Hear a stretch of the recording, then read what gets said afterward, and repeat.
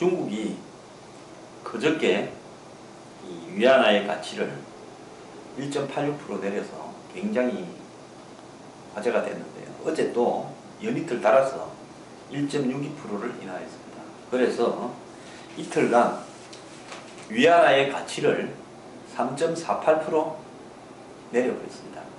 그러니까 달러 환율은 위안화에 굉장히 올라가게 되겠죠. 1달러당에 위안화의 가치는 올라가게 되겠죠. 근데 중국이 이 위안화의 가치를 이런 식으로 내리는 것은 명백하게 환율을 조작한 거죠. 지금 뭐 중국이 이 변동 환율제를 적용하고 운영하고 있다고 아무도 생각을 안 합니다. 중국은 정부가 인위적으로 환율을 올렸다 내렸다 마음대로 하고 있죠. 근데 중국이 왜 환율을 내렸을까요? 중국 경제가 그만큼 심각해졌다는 겁니다. 특히 미국이 지금 10월달쯤에 금리 인상을 하게 되면 중국이 굉장히 타격을 입게 됩니다.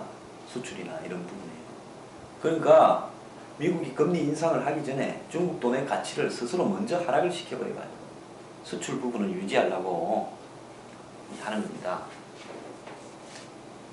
그건 왜 그런가 하면 중국은요 달러에다가 위안화의 가치를 연동을 강제력으로 시켜놨습니다. 그 뭐 페그제라고 그러죠. 이렇기 때문에 미국이 금리 인상을 해버리면 미국의 달러 가치가 어떻게 되겠습니까?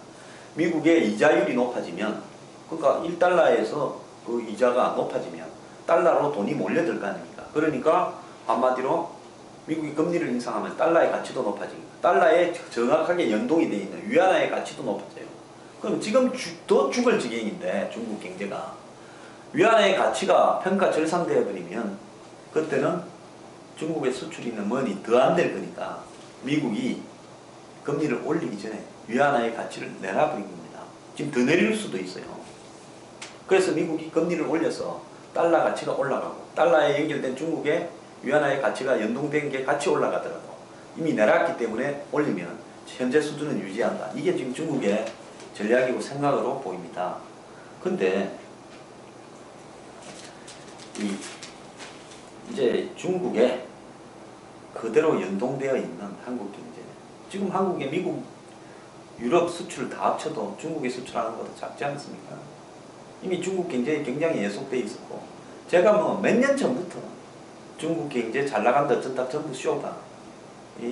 여러 가지 수치와 통계를 조작하고 있고 내부의 여러 가지 모순으로 인해서 중국 경제는 곧 추락할 거다 라고 예고를 엄청 해왔습니다. 얼마 전에 중국이 어떻게 했습니까? 지불 준비율과 금리를 동시에 내놨는데도 불구하고 즉 돈의 양을 조절하는 데는 은행이 몇 프로를 보존하고 나머지는 대출해주라는 지불 준비율이 있지 않습니까? 그거하고 금리를 같이 내는 사상 유례없는 일을 했음에도 불구하고 상하이 정시가 폭락해서 중국이 정시를 강제로 바치려고 온갖 짓을 다 해도 안 되고 두 번째 또 폭락이 있었지 않습니까? 그러다가 지금 이제 중국은 환율까지 인위적으로 이 조작을 지금 하고 났었습니다. 근데 미국이 이번에 중국의 환율 조작에 대해서 그 금융위기 이후에 미국과 중국 간에 환율 조작하고 있다고 서로 치고받던 일들 생각이 나죠. 근데 미국이 조용해요.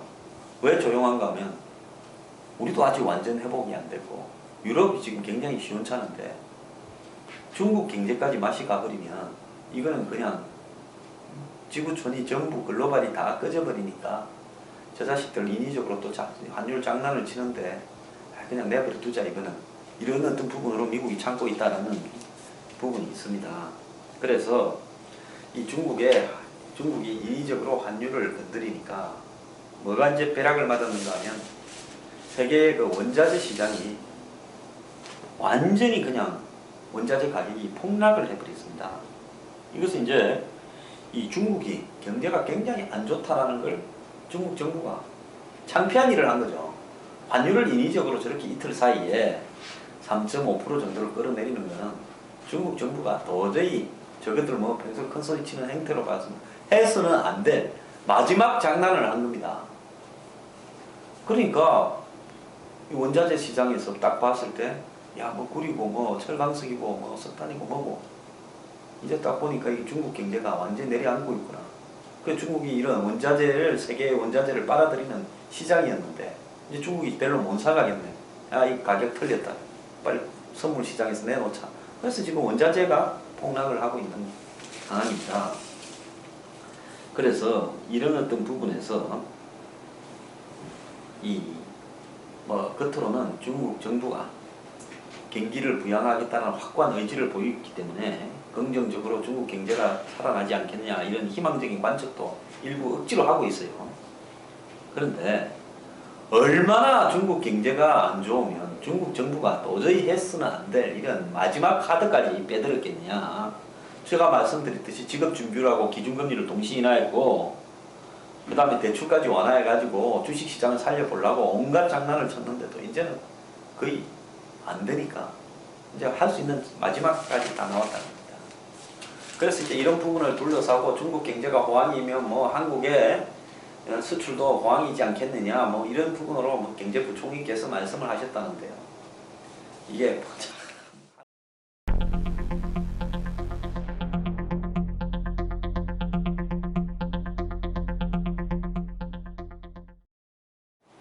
단기적으로는 원달러 환율이 중국이 저렇게 위안화 가치를 갖다 인위적으로 하락을 시켜버리니까 상대적으로 어제 보면 환율이 원달러가 1달러에 1190원까지 올랐습니다. 원달러 환율이 올라가니까 조선이나 예를 들어서 자동차 같은 경우에는 이 환율 인상 효과, 수출 대기업의 환율 인상 효과로 유리해진 부분이 있죠. 즉 같은 물건을 팔더라도 돈을 더 받는 셈이 되지 않습니까? 그런데 장기적으로 보면 중국이 예를 들어서 앞으로 경쟁력이 조금 더 높아진다. 이러기 때문에 이 효과가 장기적으로 지속될 수 있을까는 좀 의문이 좀 있어요. 다만 이제 관광이라든지 화장품 같은 이런 어떤 중국 유커 관광객과 연결되는 부분에서는 한국에 좀 나쁜 부정적인 영향이 있겠죠. 음식료도 그렇고요. 그런데 이제 이 부분이 저는 이 부분을 가지고 어떤 분야는 중국의 위안화 가치 하락이 되고 이러니까 또 원달러 환율은 올라가고 상대적으로 이렇게 되면서 한국이 이득이 있는 분야가 있고 또 손해보는 분야가 있다 이렇게 분석하는 것은 굉장히 짧은 근시안적인 부분이고요.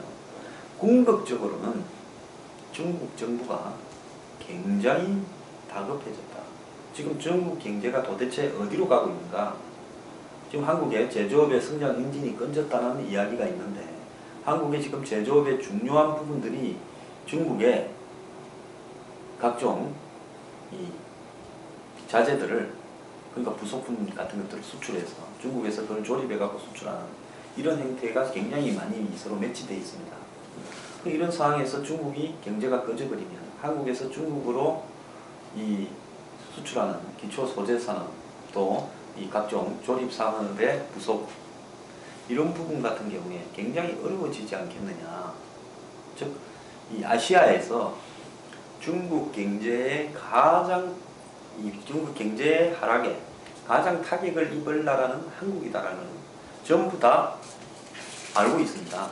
일본 경제는 중국 경제하고는 좀 더 독립적으로 운영이 되고 있어요. 근데 한국은 계속 중국 지향적으로 중국 경제에 아주 좀 너무나 심할 정도로 배속이 되어 왔기 때문에 이런 어떤 중국 경제의 추락이 궁극적으로는 한국 경제에 치명타가 될 가능성도 있다는 부분에 대해서 지금 굉장히 조심해야 될 거라고 좀 보고 있습니다. 지금요 원자재나 유가가 왜 하락을 하겠습니까?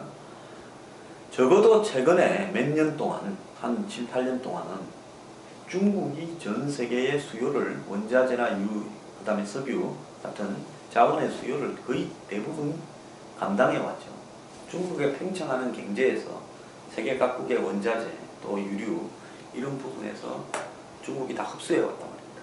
근데 중국 경제가 꺼져가니까 지금 기름값이 다시 40달러대로 떨어지고 원자재가 각종 원자재가 다 폭락을 하는 현상이 벌어지고 있다는 것은 이제 농산물도 또 폭락을 하고 있어요. 그래서 결국은 이 중국 경제가 이제는 완전히 추락을 시작한 것 아니냐라는 어떤 부분이 예측이 되어가는 상황이라는 겁니다. 자, 제가 전에도 말씀드렸죠.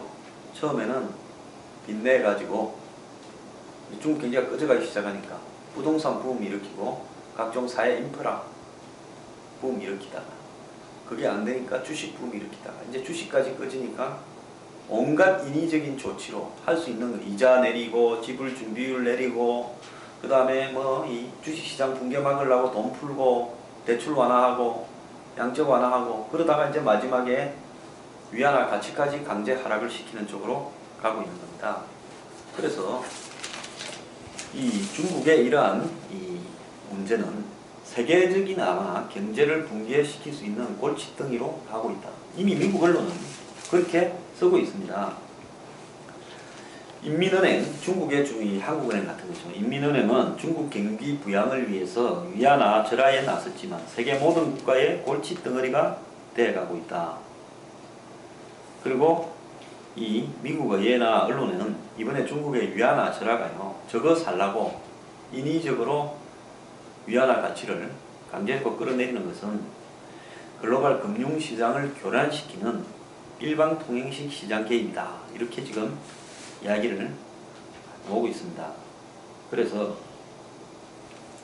지금 현재 이 세계 경제에 떠받치는 중심 역할, 중국은 이때까지 저임금으로 세계의 공장 역할을 수행하면서 거기에서 생산한 싼 물건들을 전 세계로 수출해서 달러를 벌어들이고 그 벌어들인 달러를 다시 미국의 금융시장에 투자를 해서 이 중국이 이중적인 역할을 해왔던 거죠. 세계 경제를 받치는.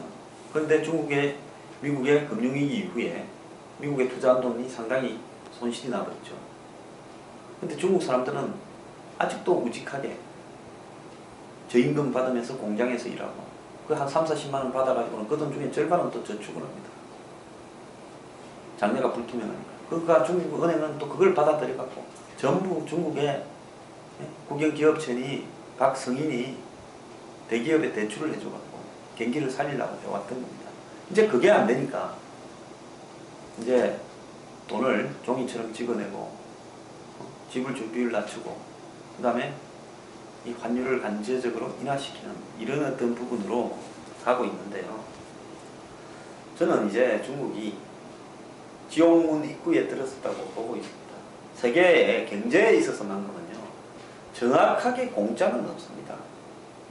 항상 재미를 볼 수 있는 구조가 지속되는 가능성은 경제에서는 거의 없습니다.